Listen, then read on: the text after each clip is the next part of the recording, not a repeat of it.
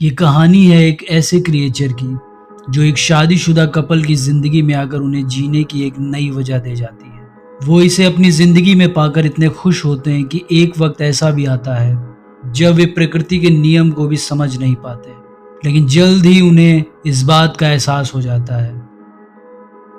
Welcome to the SDK movies world.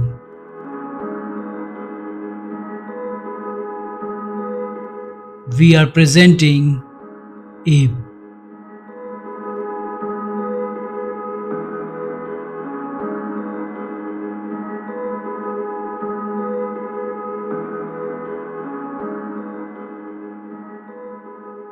Movie की शुरुआत होती है नीदरलैंड के एक छोटे से शहर से, जहां वॉर नाम का एक आदमी अपनी पत्नी टाइन के साथ खुले घास के मैदान से घिरे एक सुनसान खेत में रहता है। वॉर को पक्षियों को देखना बहुत पसंद होता है।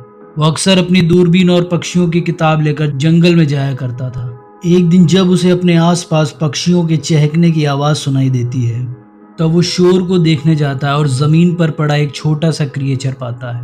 वो क्रिएचर उसके हाथ की हथेली के बराबर होता है। इसका शरीर और चेहरा इंसानी बच्ची की तरह होता है, लेकिन हाथों की जगह पंख होते हैं। वॉर उस बच्ची की माँ को ढूंढने के लिए आसमान की ओर देखता है, लेकिन कोई भी दिखाई नहीं देता है। वो क्रिएचर वॉर को बहुत आकर्षित करता है, इसलिए वो उसे अपनी पत्नी को दिखाने के लिए घर ले आता है। पंख वाली छोटी बच्ची को देखकर टाइन चौंक जाती है। वॉर को लगता है कि शायद ये एक पंखों वाली बच्ची है और ये एक दुर्लभ प्रजाति हो सकती है, क्योंकि उसने ऐसे जीवों के बारे में पहले कभी नहीं पढ़ा था। वो टाइन को डाइनिंग टेबल पर रखी एक बाउल को खाली करने को बोलता है और इस तरह उस बाउल से उस बच्ची के लिए एक पालने जैसा बन जाता है। टाइन उसे सुझाव देती है कि वो पुलिस से संपर्क करे और बच्ची को उन्हें सौंप दे, लेकिन वॉर उस बच्ची के माता पिता के आने का इंतजार करना चाहता है। इसके बाद में हम टाइन को बच्ची के लिए लोरी गाते हुए देखते हैं। टाइन और वॉर के कोई बच्चे नहीं थे, इसलिए वे दोनों तय करते हैं कि अगर कोई उसे लेने नहीं आएगा तो वे बच्ची की देखभाल करेंगे। टाइन अपनी उंगली पानी में डुबोती है और उसे पानी पिलाती है। रात में जब बच्ची सो रही होती है तो वो उसका मायूस चेहरा देखकर बहुत भावुक हो जाते हैं और उसका नाम सोचने लगते हैं। वॉर उसका नाम बर्डी रखना चाहता है, लेकिन दोनों की रजामंदी से उसका नाम विजेल्जे रख दिया जाता है। अगले ही दिन टाइन एक बारबी डॉल खरीदती है, जिसके साथ वो बच्ची के लिए एक चेंजेबल ड्रेस और एक छोटी बेबी बोतल भी साथ लाती है। इसी बीच वॉर विजेल्जे के लिए एक बड़ा बेबी स्ट्रोलर बनाता है ताकि वे उसे एक सामान्य बच्चे की तरह बाहर ले जा सके। लेकिन जब उन्होंने उसे एक कंबल के साथ बेबी स्ट्रोलर पर बिठाया, तब भी उसके पंख दिखाई दे रहे थे। लेकिन टाइन वॉर के मोजे काटकर बच्ची को पहना देती है ताकि उसके पंख ना दिखें। उनका तरीका काम कर जाता है और दोनों अपनी नई बेटी को शहर में टहलाने के लिए ले जाते हैं। चलते समय वो बच्ची शोर करने लगती है तो टाइन सोचती है कि शायद वो बात करने की कोशिश कर रही है, लेकिन वॉर का मानना है कि वो एक इंसान की तुलना में एक चिड़िया ज्यादा है, इसलिए वह सिर्फ चहक रही होगी। शहर की कुछ महिलाएं इस नए बच्चे को देखकर खुश हो जाती हैं। वॉर उन्हें बताता है कि उन्होंने अभी हाल ही में इस बच्ची को गोद लिया है। या पूछे जाने पर कि वह इतनी छोटी क्यों है, दोनों बातचीत खत्म कर देते हैं और चले जाते हैं। अब बहुत समय बीत चुका है और विजेल्जे बड़ी हो गई है, जिसके चलते अब वह मुश्किल से डाइनिंग टेबल की टोकरी में बैठ पाती है। उसने अभी भी बात करना नहीं सीखा है और वो अभी सिर्फ पक्षी की तरह शोर करती है। एक दिन टाइन ने विजेल्जे को उड़ने की कोशिश करते हुए देखा। जैसे जैसे समय बीतता है, वह इंसानों से ज्यादा पक्षी की तरह काम करने लगती है। टाइन इस बात से काफी चिंतित है, क्योंकि वह चाहती है कि उसकी बेटी पक्षी कम इंसान अधिक बने। टाइन उसे अपने पैरों से खाना और बोलना सिखाने की कोशिश करती है। दोनों ने अपने बिस्तर के पास विजेल्जे के लिए एक छोटा सा पालना बनाया है, लेकिन डर लगने पर वो अपने बिस्तर से कूद जाती थी और दोनों के बीच में सो जाती थी। एक दिन टाइन विजेल्जे को नीनी शब्द कहते हुए सुनती है। वह सोचती है कि वो बच्ची उसे माँ बुला रही है। उस दिन के बाद से वह उसे इंग्लिश अल्फ़ाबेट सिखाती है, लेकिन विजेल्जे को कुछ समझ में नहीं आ रहा था। वो विजेल्जे को फर्श से कीड़े खाते हुए भी देखती है, लेकिन फिर भी वो इस बात से हैरान नहीं होती, क्योंकि पक्षियों के लिए कीड़े को खाना सामान्य है। वह एक प्लेट पर विजेल्जे को कीड़े परोसती है और उसे खाने के लिए अपने पैरों का इस्तेमाल करने को कहती है। जब विजेल्जे ऐसा नहीं कर पाती है तो टाइन निराश हो जाती है। उसका मानना था कि विजेल्जे भी अपने आसपास के अन्य लोगों को देखकर इंसानों की तरह बर्ताव करना सीख सकती है। अगले दिन वो विजेल्जे को एक रेस्टोरेंट में ले जाती है। वहां पर विजेल्जे पिंजरे में बंद पालतू पक्षियों को अपने पंख फड़फड़ाते हुए देखती है और वैसा ही करने लगती है। यहाँ पर हम टाइन के अंदर विजेल्जे को लेकर गुस्से को देखते हैं। टाइन उसे बाथरूम में ले जाती है और उसे वहां बंद करते हुए कहती है कि अब तुम जितना मन चाहे अपने पंख फड़फड़ा सकती हो, और वह एक महिला से बात करते हुए बाहर इंतजार करती है। जब विजेल्जे कुछ समय बाद बाहर नहीं आती है, तब टाइन जैसे ही दरवाजा खोलती है, उसे वहां पर केवल उसके जूते मिलते हैं। खिड़की से झांक कर देखने पर उसे उड़ते हुए विजेल्जे की एक झलक दिखाई देती है। वो उसे जोर से पुकारती है, लेकिन कोई फायदा नहीं होता है। टाइन घर वापस आ जाती है। वो अभी भी अपनी बेटी के लिए चिंतित होती है और वॉर को उसके लापता होने के बारे में बताती है। उन्हें लगता है कि विजेल्जे बहुत दूर नहीं गई होगी, इसलिए वे उसे ढूंढने के लिए शहर की तरफ निकल पड़ते हैं। इस बीच हम देखते हैं कि विजेल्जे पक्षियों के एक समूह के साथ उड़ रही होती है। वो अपने जीवन का सबसे अच्छा समय बिता रही है। वो अचानक हवा में अपना संतुलन खो देती है और एक रोशनदान के माध्यम से किसी के बिस्तर पर गिर जाती है। थोड़ी देर में हमें पता चलता है कि कमरा लोइत्जे नाम की एक छोटी लड़की का होता है। लोइत्जे उसके पंखों को देखकर काफी खुश हो जाती है और उसे पूछती है कि उसे वे पंख कहाँ से मिले। वो उसे बताती है कि उसके पिता के पास उसके साथ खेलने के लिए समय नहीं है, इसलिए वो अपने पिता से नाराज भी रहा करती थी। दूसरी तरफ वॉर और टाइन शहर पहुंचकर एक एयरलाइन सूचना डेस्क पर जाते हैं। जब उन्हें विजेल्जे के बारे में कोई जानकारी नहीं मिलती है, तो वो दोनों वहीं किसी होटल में रात गुजारने का फैसला करते हैं। इस बीच लोइजे दिखावा करती है कि वह भी एक पक्षी है और विजेल्जे को पास के एक पेड़ पर ले जाती है।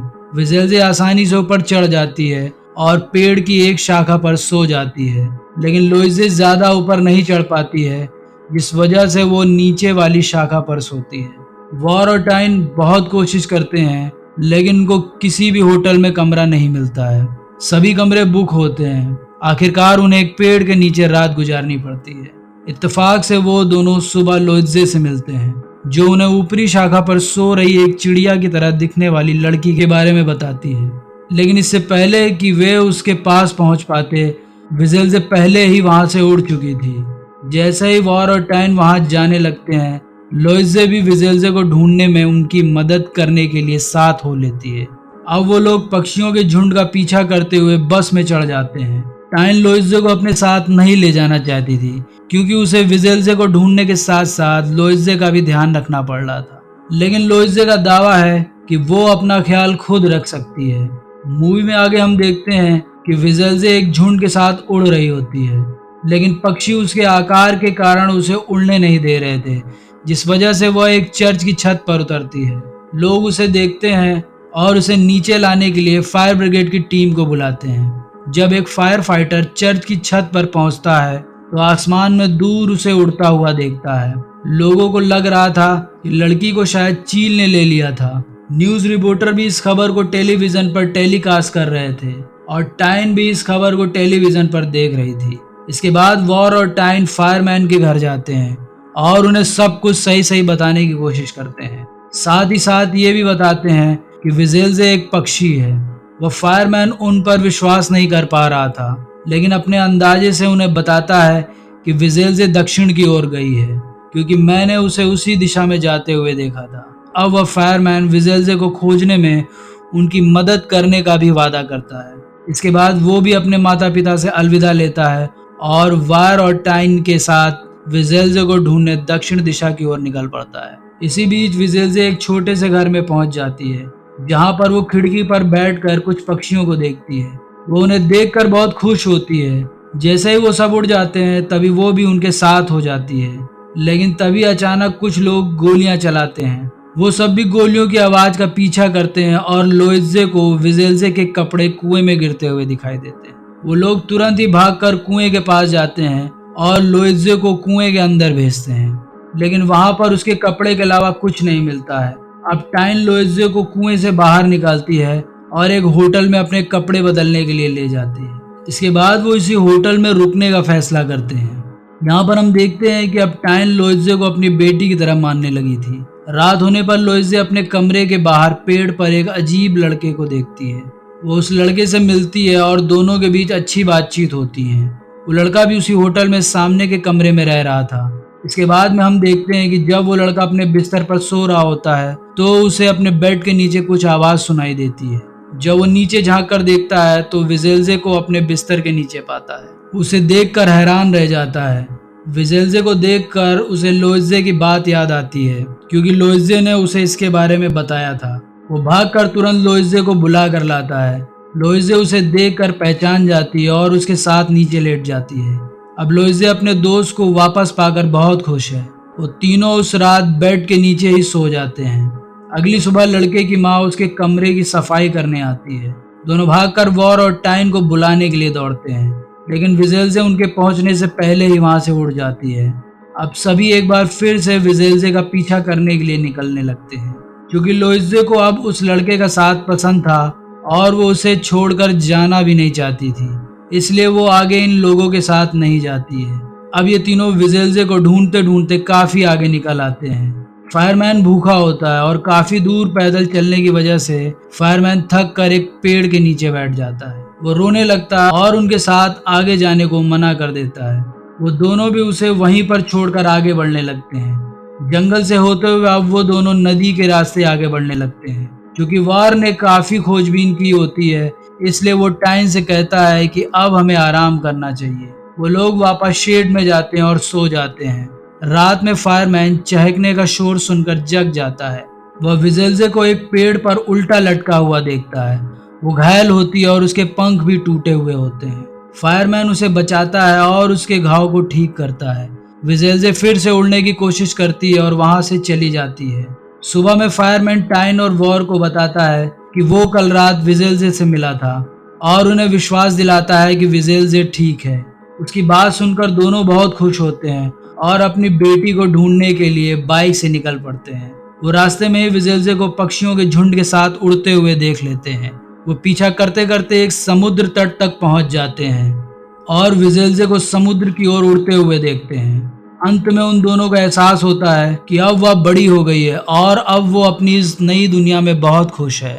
दोनों बहुत निराश हो जाते हैं और एक बस से अपने घर वापस जाने लगते हैं कि तभी अचानक बस में चढ़ने से पहले एक चहकती आवाज सुनाई देती है। दोनों समुद्र की ओर दौड़ते हैं और देखते हैं कि विजेल्जे पानी में डूब रही होती है। वॉर भागकर उसके पास जाता है और उसे डूबने से बचा लेता है।